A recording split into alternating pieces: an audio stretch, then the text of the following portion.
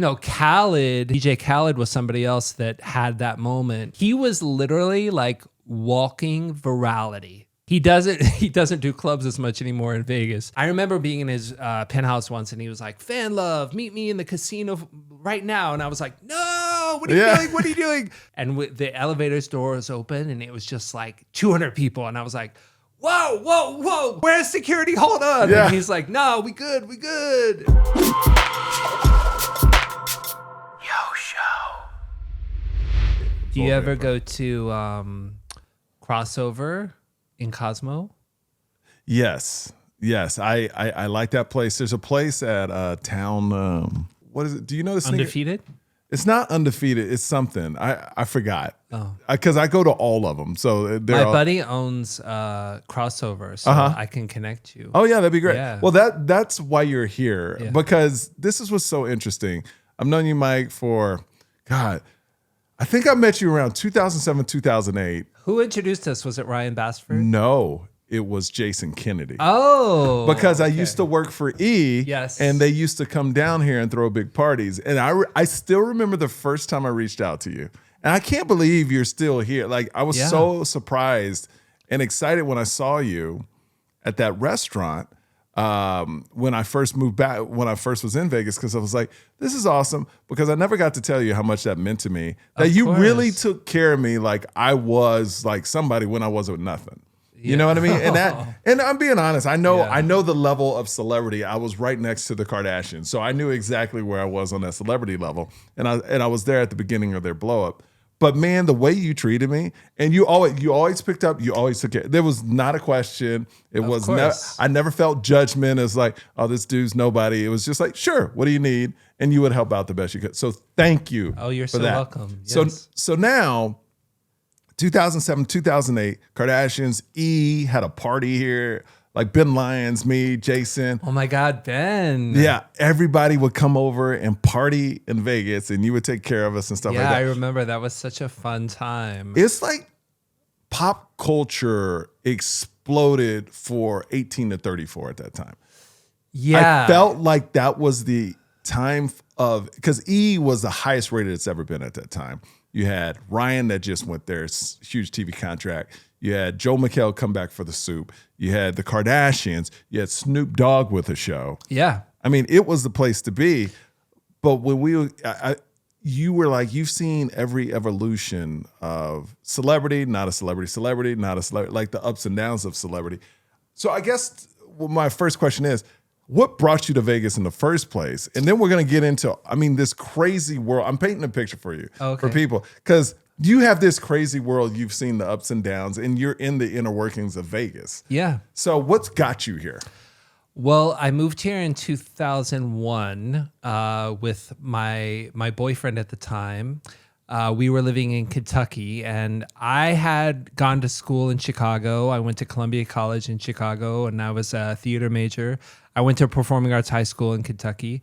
So I loved growing up in Kentucky, but I just wanted to get out of there. Yes. Went to Chicago first for about a year. Then my parents kind of ran out of money because it was expensive. So I came back and then met this guy. I was working in restaurants. I was like washing dishes. I had like bleached out NSYNC hair. Oh, who did? I couldn't because my hair wouldn't do it. But yeah, you had the frosted tips and everything, right? Yeah. And so, long story short, we wanted to get out of Kentucky, and so there was a company here that a golf course that paid for us to move out here so that my boyfriend could be a manager there. Oh, that's great. And so we moved out here, and then my grandmother had retired here, so I knew one person. But when I first moved here, like I hated it because if you don't know anybody when you first move here, it can be difficult, much like moving to LA or whatever. Because even though it's a big town, it's a small town, meaning the inner workings are very connected. Mm-hmm. And so even to, get a job on the Strip as like a busboy, you still have to know somebody. And so I had 6 jobs when I first moved here. Worst job you ever had in Vegas and in Kentucky? The worst job, actually working in Kentucky, I think the worst job I had, was working at Kmart. Yeah.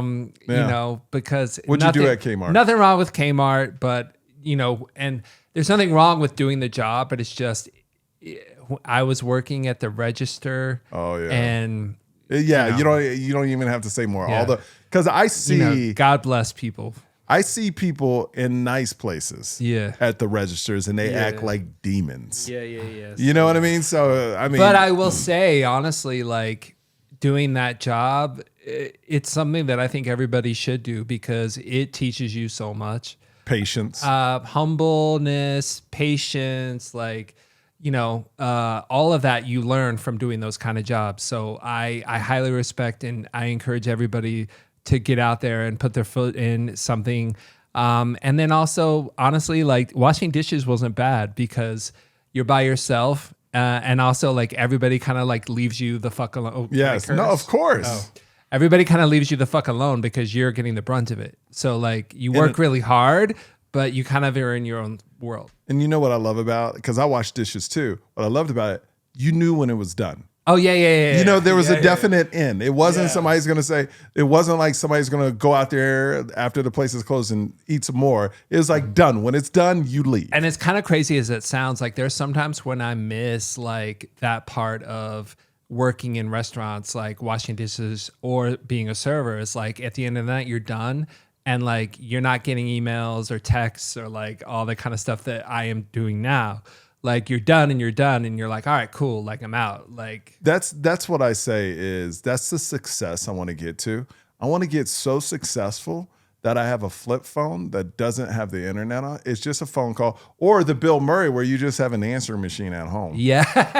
And I'll get back to you when I get back to you. Yeah. And you're still working all the time, but it's on your terms, totally on your terms. You know? So we moved to Vegas and I had a bunch of different jobs for about a year. I hated it. I couldn't afford to get my hair cut at like Supercuts. Wow. I was so broke.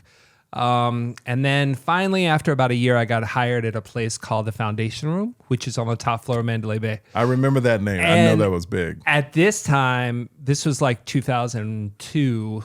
At that time, it was like very, very hot. Like it was a members only club. On the weekends, they would open it up a little bit. Like, if it was like you're a super hot woman or you're buying a table, you're a celebrity. And so I used to work in the restaurant. And so I was a busser. And then the manager, it would be really busy on Fridays and Saturdays. So the manager would be like, hey, can you stay and help, clean up the lounge? They're really busy. So I did. And so like, I loved it. I was coming from Kentucky. I was still very green. And I was surrounded, and you were surrounded by money and things you probably never seen in your life. Yes, but also like a lot of celebrities would come up there because they didn't do PR there. And so like, Christina Aguilera and like Britney Spears and Enrique and like all these like massive celebrities. I met so many people. And like, of course, I was just cleaning the floor and clearing the plates, but like, it was so exciting. Like, because at that time, Britney and Christina especially like were at their peak almost. Yes. Don't give Christina and Britney fans, relax. Like yes. I still love Christina Aguilera. Just worked with her 2 weeks ago. So love Christina, still a massive fan. I'm not saying anything, but I'm just saying at that time, like it was massive. Yeah.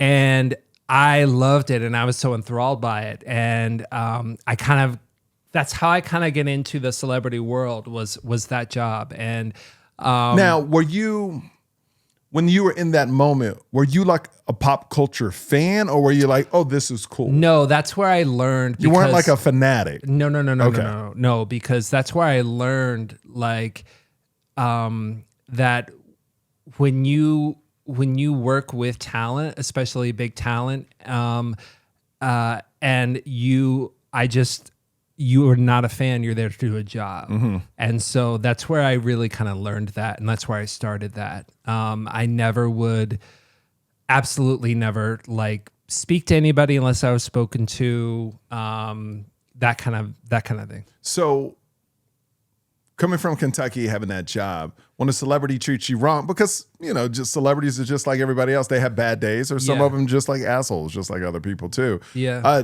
Did that ever occur? I don't need to know the person, but how'd you deal with that? Like the first time that happened?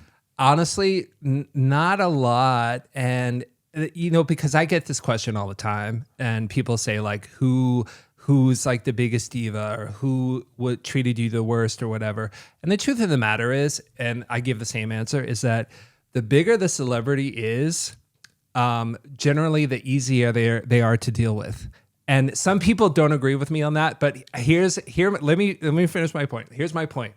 The more money somebody has, the more money they have to pay the best people to be around them, which in turn affects the talent and makes everything easier for me.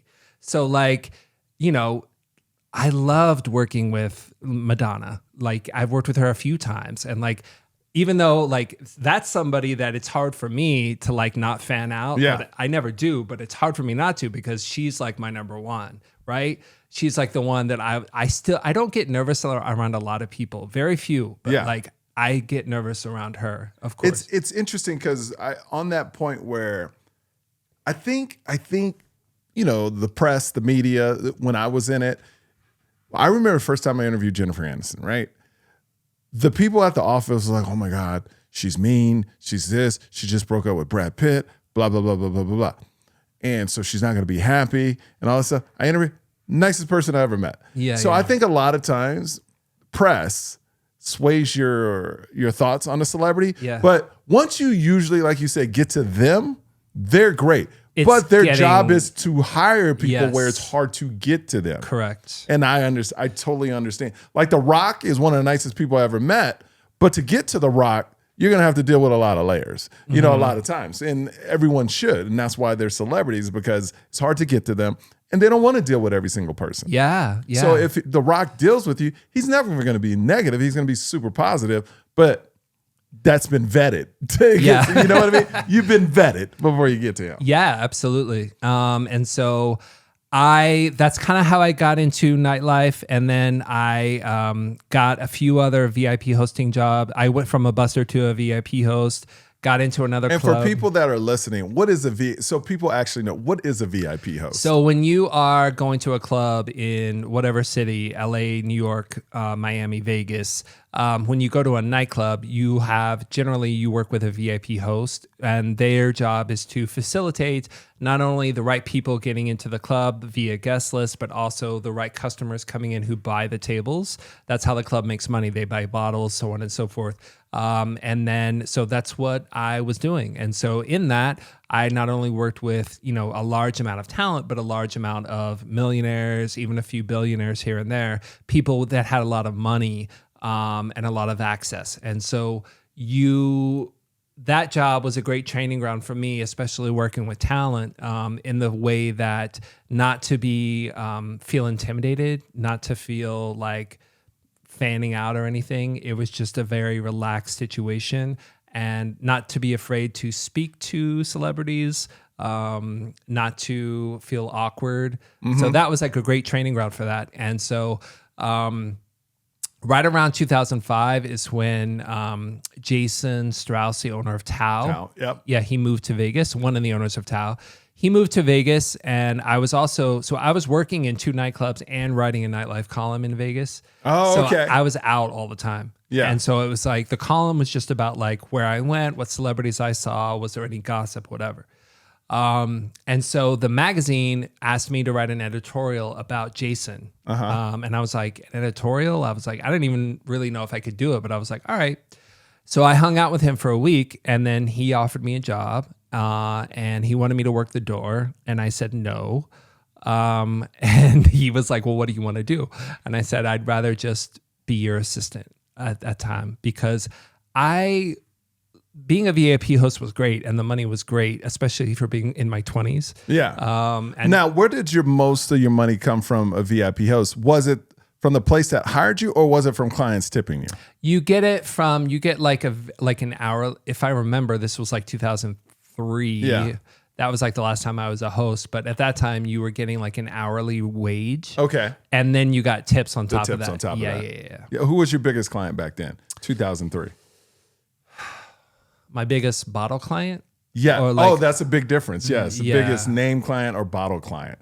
I guess the one that kind of was, because look, we're in an industry where your job is to get people in and to keep them coming in. So who was like impressive that the people were like, oh, wow, Oh gosh, I mean, there was a guy that would come in from Hawaii that used to spend like anywhere from like 20 to 30 grand, but he would come in almost every other weekend. So it wasn't just like a one-time thing. He would come in every other weekend and spend like that much money. And then then there was like the people that you would get like from Europe that would come out of nowhere and spend like $50,000. What's the most you've seen ever in a nightclub? Oh, all your years. Oh, like 500,000, maybe 700,000 in that range. In one night? Yeah.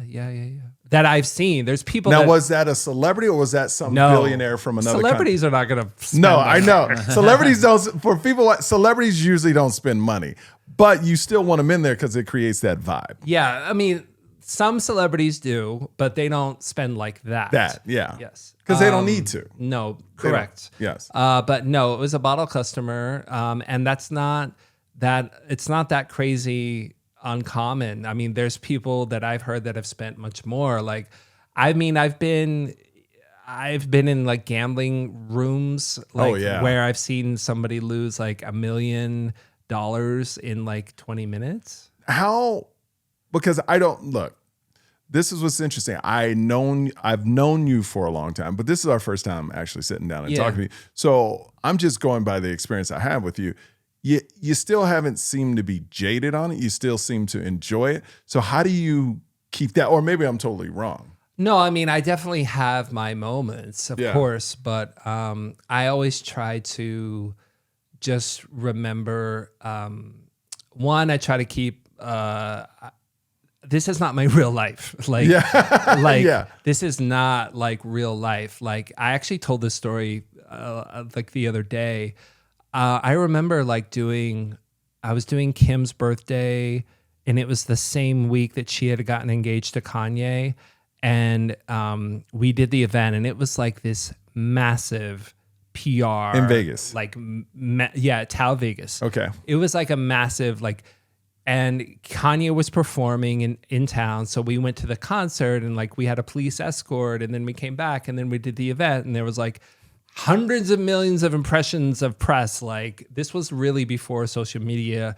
It was 2013, I think. Yeah. Social media was active, but not like it is today. And I remember like the next day I woke up and like, you know, my parents needed to go to Walmart. So I drove them to Walmart. Like, that's not my life. Like, I mean, it's my job, but it's not my life. Yeah. And like that, I might visit somebody's life for a short amount of time, but I'm fully aware that it's not mine. And I don't ever want that kind of life. It's interesting when I did Courtney and Khloe Take Miami with the Kardashians. They've exploded so big now they're doing spinoffs. And this was one of the first spinoffs. Oh, I remember. Yeah. And they did a makeup launch at I believe it may have been a Mac or whatever store it was in.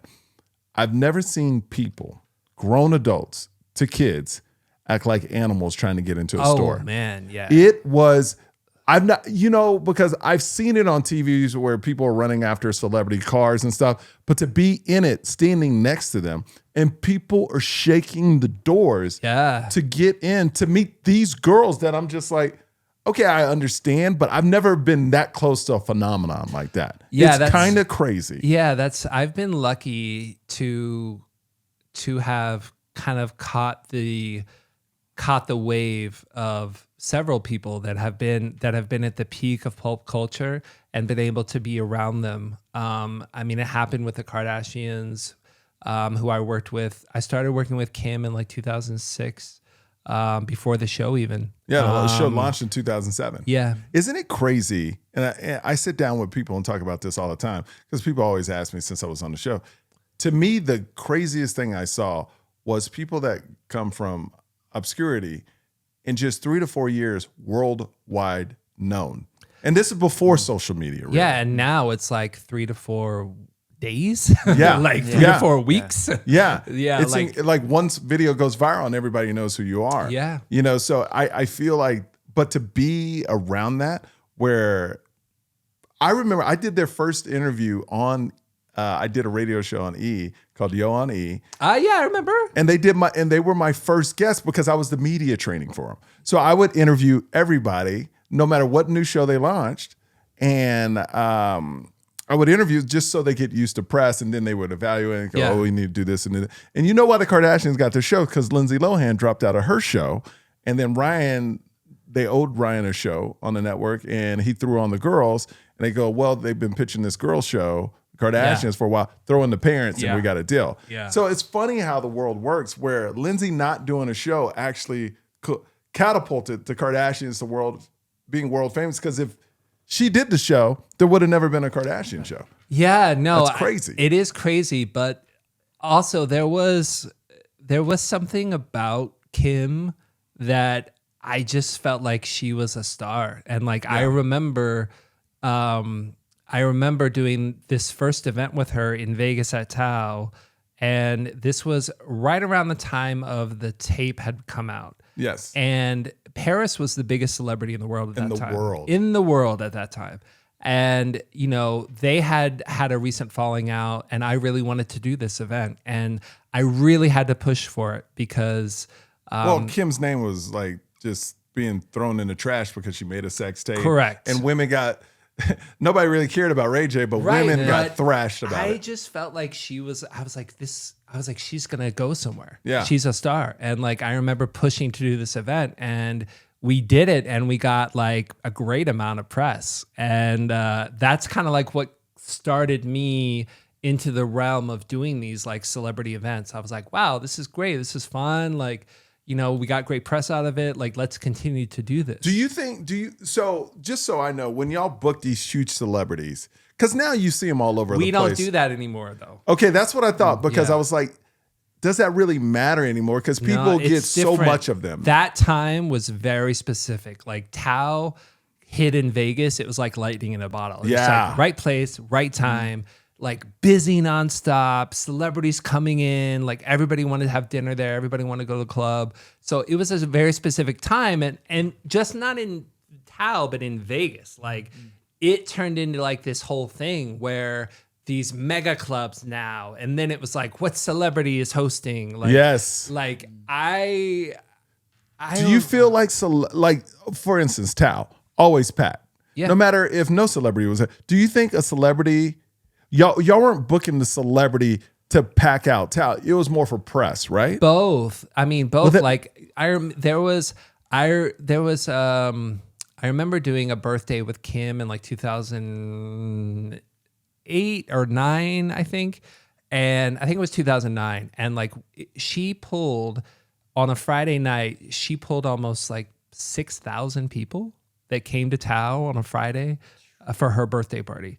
And when I tell you, like, there was like, much like you were talking about, there was mobs of people. Like, now, did they actually get to see her? Yeah. Oh, she did go up and say hi. We used to sit on the second level in the nightclub.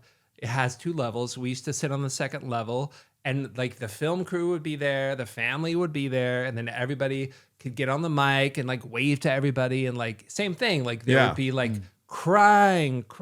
And then as the years kind of progressed, like that was still obviously a thing, but then you would have people that would, I remember somebody flying from India to come to this event, one of her birthdays. And I was like, will you take a picture? They flew from India. And she's like, oh my God, yes, of course. Like, and that is like one thing that people always ask me is like, how are they in real life versus the show? And I was like, literally, like, I think Kim is she's the same person.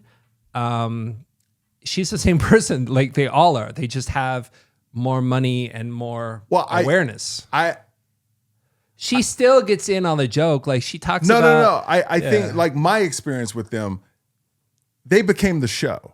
You know what I mean? Like their person, what you saw was them wanting to kind of be celebrities, and then they are celebrities. So they actually morphed into a real life version of the show. Does that make sense? Yeah, but they're all like... They're super nice. Yeah, the nicest, most professional, like people, some of the nicest professional people I've ever worked with, and they still are to this day. You know, DJ Khaled was somebody else that had that moment. He almost even, he was like to a degree even greater, because what happened with him was that it was the explosion of Snapchat, and he was literally like walking virality for a period of time. Yeah. Literally. Like, and I had started working with him about a year and a half before that happened. And so when you say working with him, what's that mean? we had a residency with him in Vegas. He doesn't do clubs as much anymore in Vegas, but he doesn't really need to. But I basically spend a couple months every year trying to convince him to come. And if it works out, he'll do it. We did it last year. But yeah, like I've never experienced anything in my life, much like the virality that he had using the platform of Snapchat, which was exploding at the same time, and like being with him and like walking through the casino and him being like, I remember being in his penthouse once, and he was like, "Fan love, meet me in the casino right now." And I was like, "No, what are you doing? What are you doing?"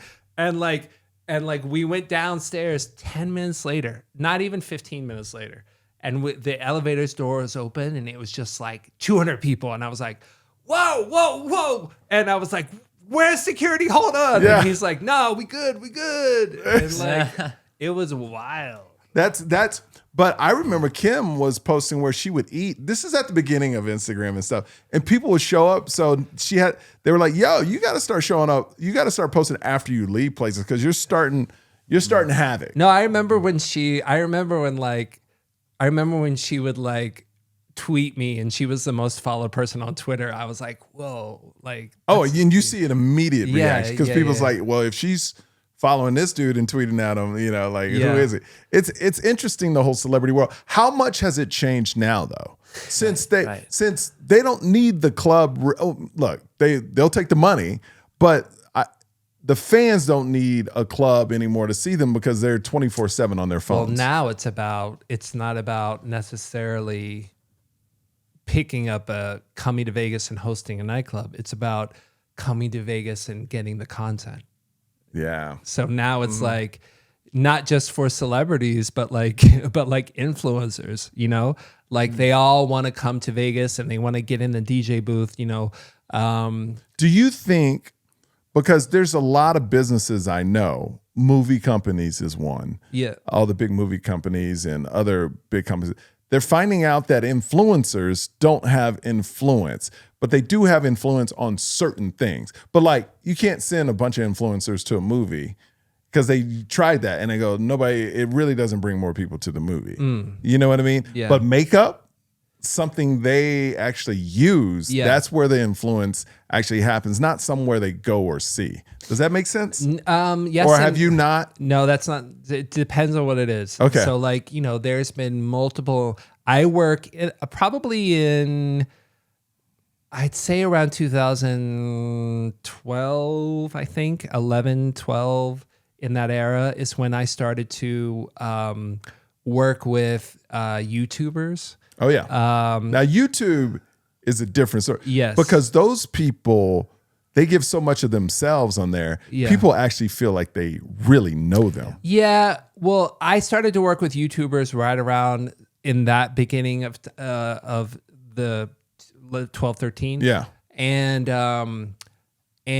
now obviously things have progressed, and like YouTube, Instagram, we have TikTok, So now like I have been working with influencers for about 8-9 years. So like my number has been, influencers are kind of like gremlins. It's like you get one wet, they just all show up. Yes. So like you give one influencer comp meal, then they all kind of come in and your number gets passed around. So I've worked with hundreds of them now. And like, now, do you ever get annoyed with that? no, That your number gets passed around like that? no, it depends. Like It depends. Most of It's them, situational. Most people are cool, I think.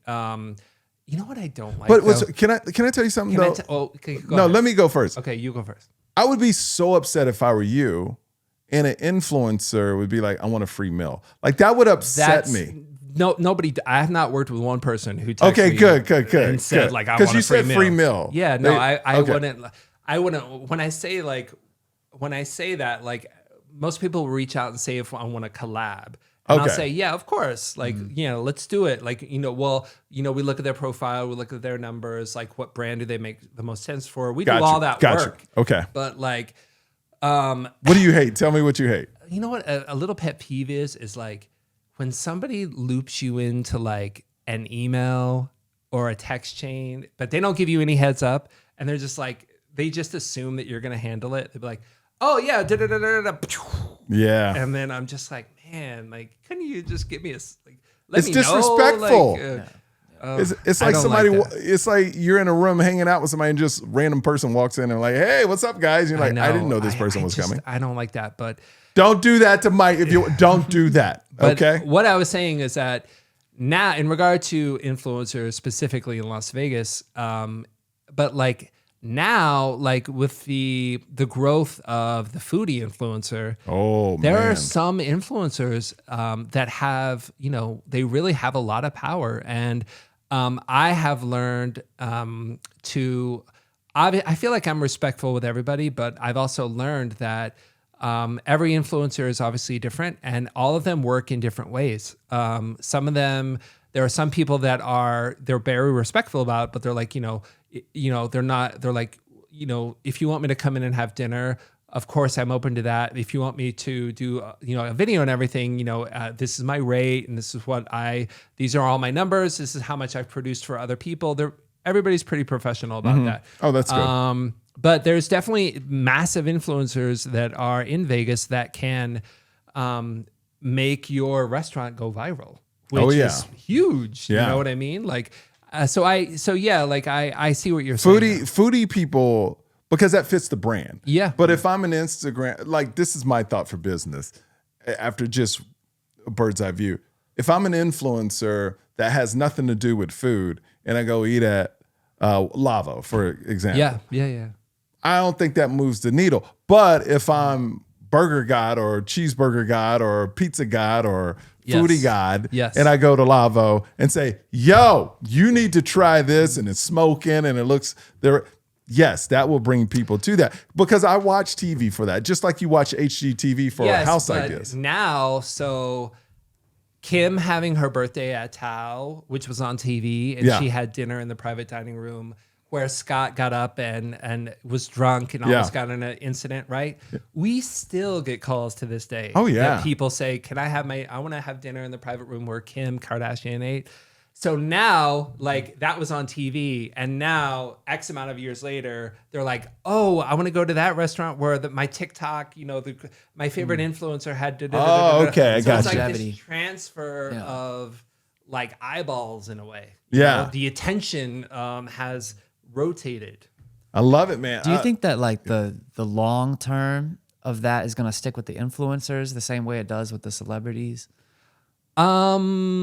Yeah, I think it's now both. Like, I mean, you remember like when, like, let's look at the Met Gala, right? Yeah. So like the Met Gala, like it was, fashion, people of fashion and models, and then celebrities started to get into fashion because Anna Wintour started putting celebrities on the cover of Vogue, right?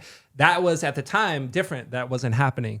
So when you look at the Met Gala now, it's not just models and fashion people, it's celebrities, but also influencers. Yeah. And you're also seeing reality stars that are the Kardashians. They are still reality stars, and they are at the Met Gala. So it's like, it's the attention of whoever is relevant at that moment has now opened up a lot. Because that's pop culture. That's the moment. That's yeah. My friend who's a comic had a very good point.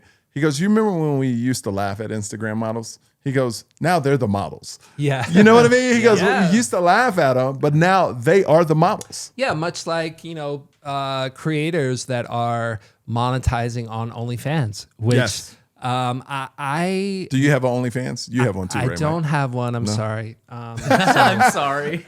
I'm not available to swipe up for more exclusive.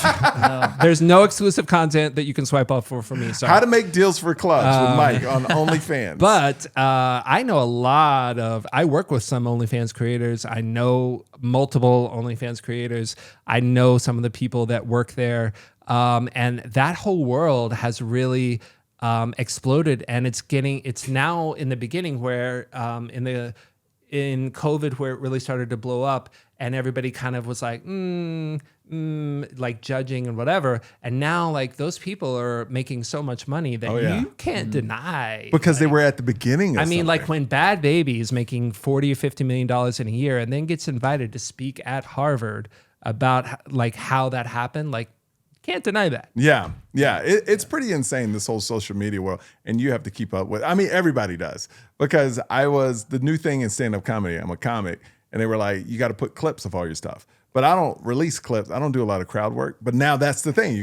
So you don't want to be the old guy going, I'm not going to do that. You got to change with the times. Yeah. So Kardashians you were with, is that the biggest explosion you've been close to? Or what's your most memorable? That Khaled, LMFAO. Oh my gosh, I remember that. Party overnight, almost it seemed. Overnight. Dude, just LMFAO. Hold party on. guys, Red fun. Foo and- I started working with LMFAO like I think 2009. And like I remember I booked them, had them in Vegas multiple times. They were great. They were fun guys, like whatever. And then I signed them to a residency deal, and then 3 months later is when Party Rock Anthem came out. Yes. You know, like Party Rock is in the house. Oh my tonight. gosh. Yeah. That song, all their songs still go. They still go, and they're all still played in the nightclub. And like that song went, and like and then it like got out, and then it was like big, and then number one worldwide, and then it was like the biggest song in the world, and then like the video exploded, and like. You know, then they were doing the Super Bowl, and like, you know, at that whole time, we still had them in playing marquee in Vegas. And Wow. Like, they were so big. Like they were the big, like Black Eyed Peas at that time was the biggest band in the world. Yes. Like cannot dispute that, but they were the biggest band. They were the moment. They were the biggest band then for Yeah. about a year. Yeah. And it was like Party Rock Anthem and then Sexy and I Know It. Yeah. And like I traveled, like I was flying. I went to the VMAs with them twice. I went with them to shoot the video for Sexy and I Know It. So you travel with a lot of these people. Do you become just like a comfort to them? Or like, why are you going with them if you work for the Tao Group? Because everything is about relationships. That's what I'm saying. Like they get very comfortable with you, and they're like, "Hey, you need to be with us." Of course, it's like the more that artist gets hot, right? Yeah. Okay, so the artist gets hot, then everybody else wants that artist. Yeah. Right? And so then it's like you then have to say like when it comes to renegotiate that contract, right? And like everybody wants that artist, it's like. Yes, you are going to have to renegotiate the money and the terms, of course. But then it's like, if that person has a relationship with you and they bond with you and you're a friend, then you have a little bit more leverage. 100%. You know, like, and also you were there before they even blew up. So I think I don't know. I just feel like I'm a very loyal person. Yeah. You know, but a lot of people aren't too. I am you know? too, Yeah. but working in music, as well as in the world of celebrity, like business is business. Business is business, and I've learned that lesson because I give everything I have to people that I work with, and I had my heart broken a number of times. Yes, and so now when that's you say the business. When you say heartbroken, you thought they would do business with you, but they didn't. Meaning that I had put everything I have into this relationship with the talent, like going above and beyond, trying to make sure that they were happy, that everything, all the events were amazing. And then, you know, they ended up leaving to go to somebody else. Gotcha. And so, you know, it's just part of it, you know? Yeah. Just like, you know, like when somebody, when you do a residency with a nightclub that you're on comedy tour with, and then like somebody else wants you, and you're like, "Hey, I love you," but loyalty. Yeah, but I mean, it's business. It's business. It's loyalty, but it's also if they can't match what the other place. But that's the thing. Like, Yeah. I remember, like, I love this quote that Beyonce said in her documentary. She said, "Business and polite don't match." No, they don't. No. They don't, because you got. So, sometimes you just gotta look like an asshole. I know. You know, and that's the bad thing. Sometimes you do. I'm really not good at that though. No. So Vegas. Let's talk about Vegas. What do you love about Vegas? Because Mark Wahlberg lives right down the street. We just did a thing. I saw that at Cathedral. Like we just opened and he hosted it. Yeah. So he lives right down the street, and I'm like, okay. I hear there's rumors of 15 studios like wanting to be built in Las Vegas. Ever since I moved here, I was like, this is going to be the new Hollywood 2.0. Why wouldn't you want to shoot here if they get the tax breaks? There's also another studios rumored that, but the government has they have to approve it here, but I really feel that after COVID, people reassess and they're like, we don't need to do this in Hollywood anymore. We could come out to Vegas and people can live here where it's tax-free, et cetera, and we can have fun out here too. Because you remember residencies when they were like, oh, their career is done? Now residencies is like, oh, they're hot and they want to be here. Yeah, that's so funny you say that because I was having this conversation with Perez actually the other day. Oh, I love Perez. Perez actually just moved to Vegas. Everybody is. So he's been in Vegas for like I think 3 months now. Yeah. But we were just having this conversation actually because it's so funny. As you said, like I remember, was it Justin Timberlake who made a joke about having a residency in Vegas years ago? I don't remember. And like I remember it was like 7-8 years ago. But like now it's like you have Adele, you have Lady Gaga, you have Bruno Mars, you have like. Well, you had Katy Perry. Like everybody that is still massive and still extremely relevant and still white hot. Like they're and that's all just the pop artists. You got country coming in, but not only that, you have the Sphere. The Sphere. U2's coming to kick it off. You have the MSG Sphere, which is like the most technically advanced auditorium in the world. It's going to blow your mind, and like. Everybody's very excited for that. I'm excited. U2's opening that. And so Vegas has really become not just, we have the Raiders, we have Allegiant Stadium, we have the Oakland baseball A's. team. Yeah. Dude, when we get a basketball team, I'm 100% in. Yeah. Because the rumor is LeBron wants to bring a basketball team out here. So it's kind of like, that's the one I'm investing. I'm buying seats, season tickets. I'm in for that. But I'm excited about the A's too. Yeah. So like Vegas in the last 10 years has become not somewhere where your career goes to die. It goes to flourish and to get paid. Yes. And why? And honestly, I travel for comedy all the time. Why would you want to go anywhere? Look, traveling is fun sometimes. But if you can get paid a great amount of money to just not leave and be with your family all the time, and it's a great move, man. And I love that all these big artists, but I really feel it's going to be bigger than that. Have you seen Adele yet? No. Let me tell you why. Okay. I don't think I love Adele. Now, for all the Adele fans, but this is me not seeing or hearing about the show. I don't really want to go to a show where I feel it's going to be slow. Oh my God. You know what I mean? Oh my God. The music where it's slow. Hold on. So I love Adele. I'm not a massive fan. Okay. I love her though. I love her music. Great. So I was dying to see this show, and I'll just be straightforward. Like I've been in Vegas 20 years. Yep. I know a lot of people in entertainment. I've been blessed to get free tickets for things, right? So I knew that this wasn't going to happen, and I was just like, I just want to pay to go. I was trying to pay to go, couldn't happen. Finally, I just went on StubHub, and it was Christmas Eve. And I bought myself one ticket. I went by myself, paid on StubHub. And how much was it? It was, with tax and everything, it was about $900. And but he's gotten so many free tickets throughout your life. That's how you justify it. Yeah, that's how I just is like. But like, I will tell you though that like that show, I've seen hundreds of concerts, and that show was one of the top 5 shows I've ever seen in my life. And I'm not even a massive Adele fan, really? But she's so good, and every part of that show, like from the lighting to the sound to everything, was just such top notch. I would absolutely pay that much to see it again. Really? It was so good. Okay, I might have to see this. You got to go see it. I tell you what, concert Coliseum was in the Coliseum.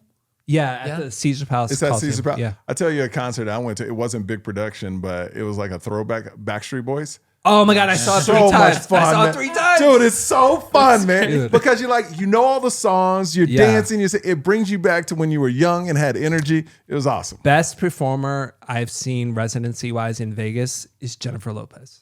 Not Bruno Mars? Oh, hold on. Okay. For a female. Okay. Bruno Mars is the best living male performer on the planet, hands On down. the planet. And I will argue with all of you about that.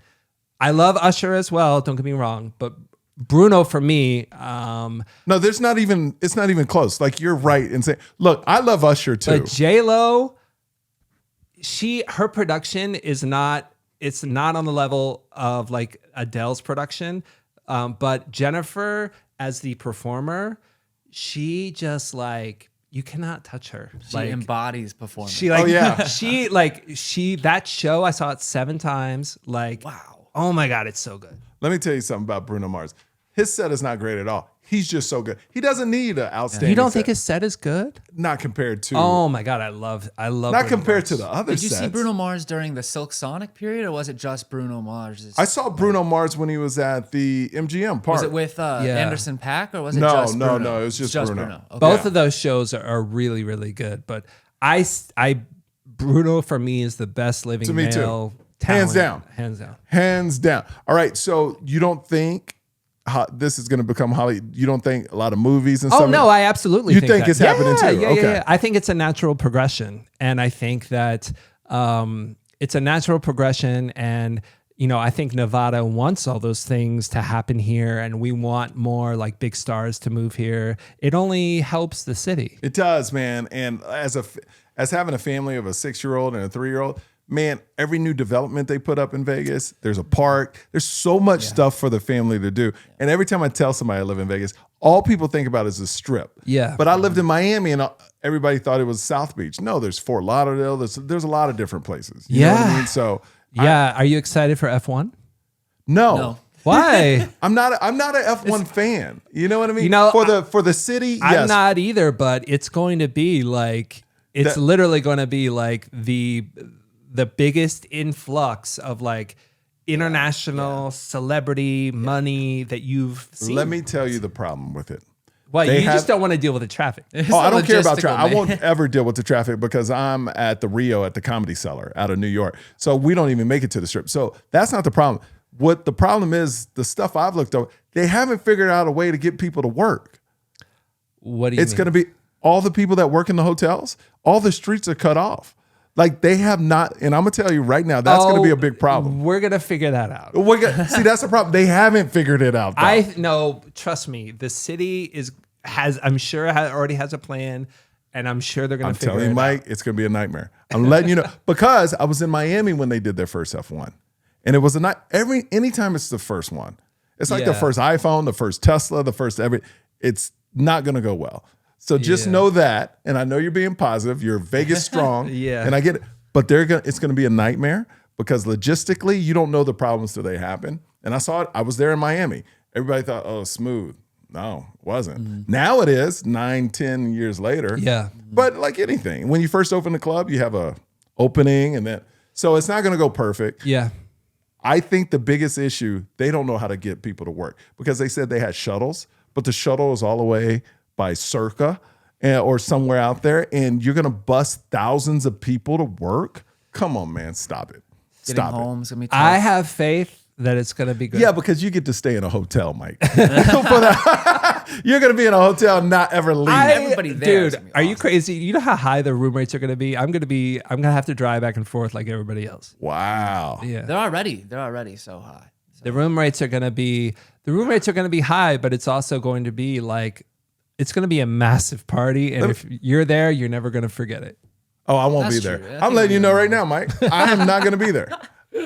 Because like, here's the thing that's amazing. You've done this and you still go out. I could not be you. I do go out. I don't go out as much as I used to. And now when I go out, I'm also 10 years sober. So I don't drink. So when I do go out, it is for work pretty much. Now, okay, I've never drank. So, well, I drank when I was 21 to 22, 23, something like that. But aren't people so annoying when they're drunk when you're sober? I feel like I'm used to it. I mean, sure, like Yeah. there's been those times when like I just finished working for 15 hours Yeah. that day, and I'm trying to get to my car in the parking garage. I get in a elevator to go to the parking garage, and it's full with drunk bachelorettes. Well, yeah, Yes, I get it. That's happened. Yeah. And sometimes that's annoying, but I can deal because when I'm in the club working, one, I'm working. Two, I have earplugs in, so that saves my life. Yeah. So like, I'm not screaming in people's ears. They're not screaming in my ear. What Like what place are you? What's your pretty much standard? I'm here. If you're on the strip, you're where? Do you bounce around, or are you kind of at one Well, place? now that the summer has going, I'm at Tao Beach a lot in the Venetian. Yeah. I'm at Omnia, Hakkasan in MGM, Omnia at Caesars, Marquee at Cosmopolitan. We just opened a new restaurant called Cathedral, which is in the Aria. Oh, is that nice? Oh, it's gorgeous. You have to go. Should. I asked the people, they wanted to go to Lavo. Yeah. Is no, that you're nice? set up for tomorrow. I know. Mike said, "Are Yes. you? Is that a night? What is that? I don't even know what to expect from It's that." Italian food. Oh, I love Italian. Okay, so we're good. Yeah. Have you not been to the one in New York? No, I'm not fancy. My Oh. no, hey, let me tell We you. just opened. We actually have one that we opened a Lavo last summer on Sunset Strip. It's across from Boa.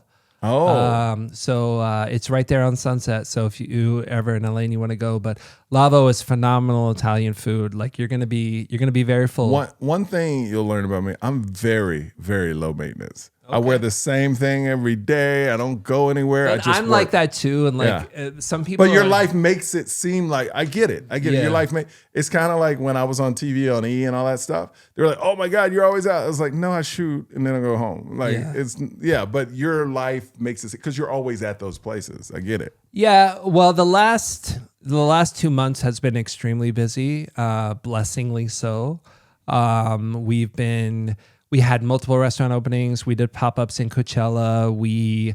I just did this huge weekend with Ryan Reynolds' soccer team from the UK. Wrexham. Oh, that's cool. Yeah. Yeah, so they won that game, and then Ryan and Rob, who co-own the team, they sent them to Vegas, and so we did an entire weekend. That's amazing. So I was out every day and every night, and it was really exhausting. Like I was like, because these guys are like, most of them there's some in their 30s, but most are in their 20s, and they're going. They haven't been to Vegas, so like it was like thrilling to like watch them walk into Omnia, and they're like, oh my god. Yeah.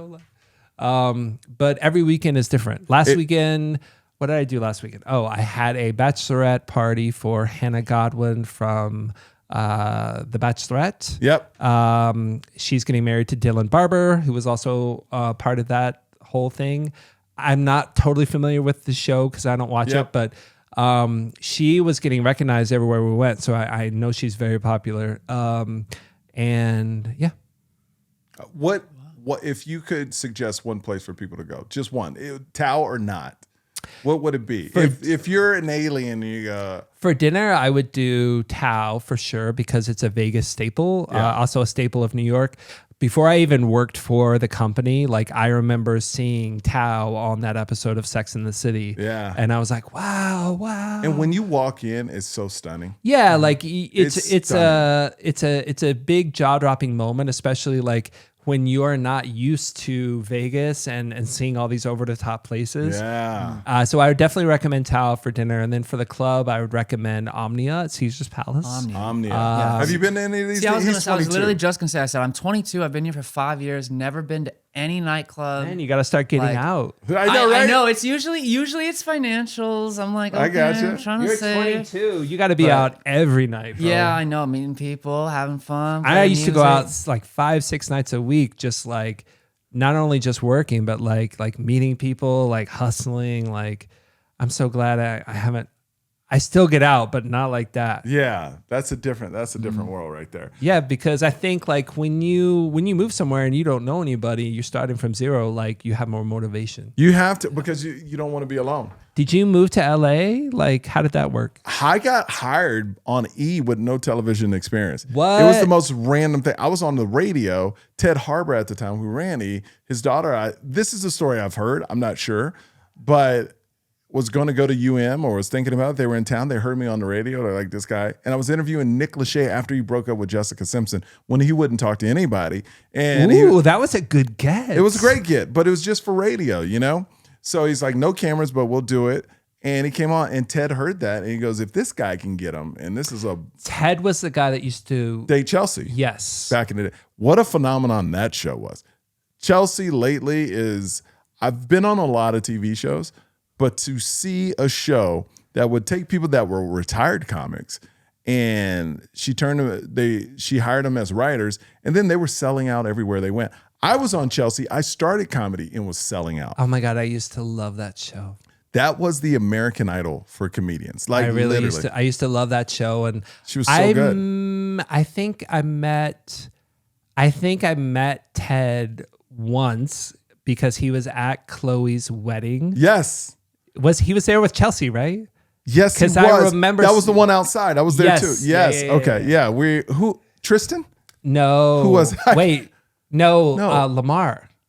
That's right. It was Lamar, man. Yes. Wow. Yes. And that's when I think somebody was Courtney or somebody was pregnant, and I was talking to Bruce, and he told me the gender of the child, because back then that was like, oh, and I was like, you're not supposed to be telling me that. So he goes, I don't care. You know, so it was funny, and it was under a tent, the dinner and everything. I went to Chelsea. I went to a few tapings. I had met Jason Kennedy first. Yeah. And then that's how I met Ryan Bassford. Yes. And then Ryan kind of introduced me to a lot of the comics. Because he was kind of Chelsea's person. Yes. At the time. Yeah. And then that's how I met Chelsea, was through him. Yeah. Nice. All right, man. Well, shoot. I'm so excited to be in Vegas. And like I said, I just wanted to catch up, and anything you're looking forward to. This is my last question to you. What's your ultimate, is there an end point for you? Like, what's your goal? Is it always doing what you're doing now, or do you want to own like a Tao manager? What's your final goal? No, I think I've been with Tao for 17 years. Yeah. And they're Jason and Noah, all of the partners, they've been so great to me. Yeah. So I'm not really sure. Yeah. I mean, my role keeps changing because media keeps changing. So like I continue to grow, and we just partnered with an amazing company called Mahari. So we're excited about that partnership. And we are now working with them to expand our brand globally. We have 70 some venues now. Oh, wow. Internationally. So I'm now getting to work not just in Vegas, but New York, LA, London, Miami, like sending talent. And that's my job really, is to That's great. Just create, maintain, and expand upon relationships with people in entertainment that carry influence, and then expose them to all of our brands and make them a organic ambassador. And one last question I didn't ask is, you said you're 10 years sober. What made you want to get sober? Oh man, I was I didn't really let it affect my work, but I just was young, and I think that being around celebrities and people with money, and continuing to drink out of habit, it just got to be too much. And as Oprah says, when God wants to tell you something, first he gives you a whisper, and then he'll give you a little bit of a pebble, and then he'll give you a rock.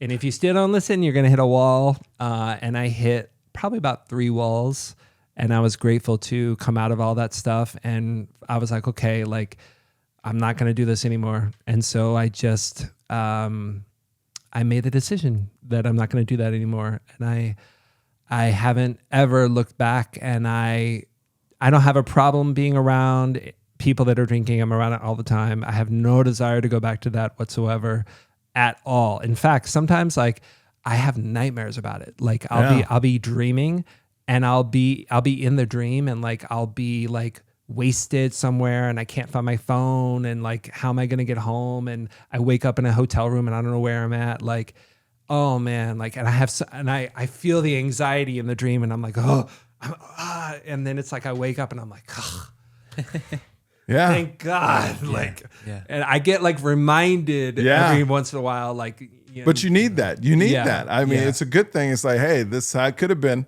You know, stay on course. I have no desire to go back to that life. And God bless. Like, if you feel like you have a problem, if you need somebody to talk to, just please go to an AA meeting. And you don't even have to say anything. You can just listen to people talk. Like, I always suggest that. All right, man. Thank you so much. Of course, man. I Thank you for appreciate having me. Oh yeah. All right. Make sure you like it, click it, and all that good Subscribe. stuff. Subscribe. There, you're better at this Yes, than where me. can people find you? Oh yeah. Where can people find you? I'm on Instagram. I'm on TikTok. I'm on Twitter. It's at Mike Snedegar. And I'm sure you'll spell it Yeah, out. we'll put it got out you. on the screen Yeah. right there. All right. Thank you so much, man. Appreciate you. Thanks. Bye, guys. Yo, show.